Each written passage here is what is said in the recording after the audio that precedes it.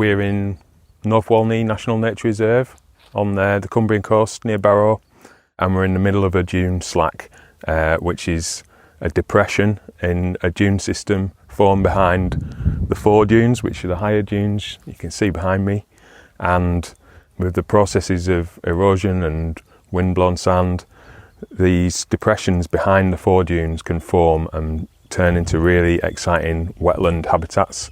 The water table rises and falls throughout the year, so we're in the height of summer at the moment. It's quite dry, but in the winter would be a lake where I'm standing now, probably knee deep in water, and that moving of the water table creates these ephemeral ponds that are really important for biodiversity. So we get lots of orchids in dune slacks, and this is a good example of early marsh orchid, which is a little bit pinker than northern marsh orchid. You can sort of tell that these little ears at the top of the flower are sort of more vertical than in the northern marsh orchid.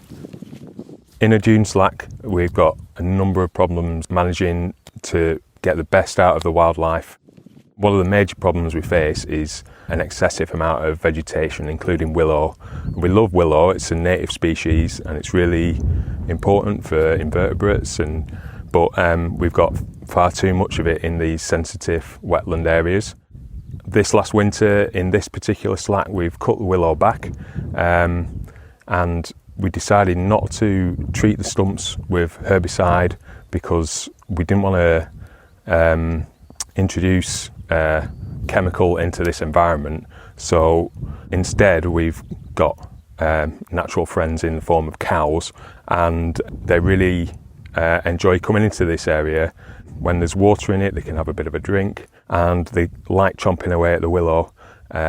So this is the willow that's regrowing, and hopefully they're going to come in here this summer, chew a lot of it back, so we'll have less work to do, and the hoof print should break up the soil a bit, allow a few niches for some of the rarer plants to get going, and it's also a really nice environment for those cows to be in.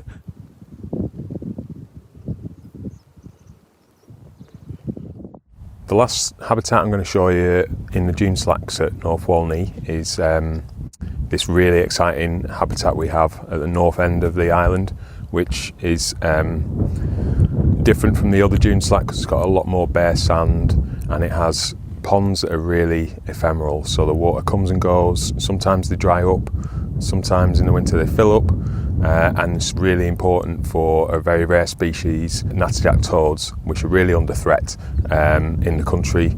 They've lost a lot of habitat and they really like extremes, so the fact that these ponds dry out could lead to a loss of natterjack tadpoles and toadlets, but because they have a long breeding season, they're more suited to it than common toads or common frogs, which would outcompete them. And it's also really important that the natterjack has a lot of bare sand. It runs rather than hops, so it's running after prey, and it also burrows into the sand to hibernate and to hide out in the daytime in summer. So there's probably adult natterjacks in this sandbank above us here, and we've got a lot of toadlets in this pond, which is nearly dried out, but it's probably got enough water in for them to survive. So the fact that Dynamic Dunes is putting a lot of work into destabilising dune systems to get the sand moving helps us to create this network of ponds that is so important for this species, because they need that interconnected network of ponds that evaporate and then reappear.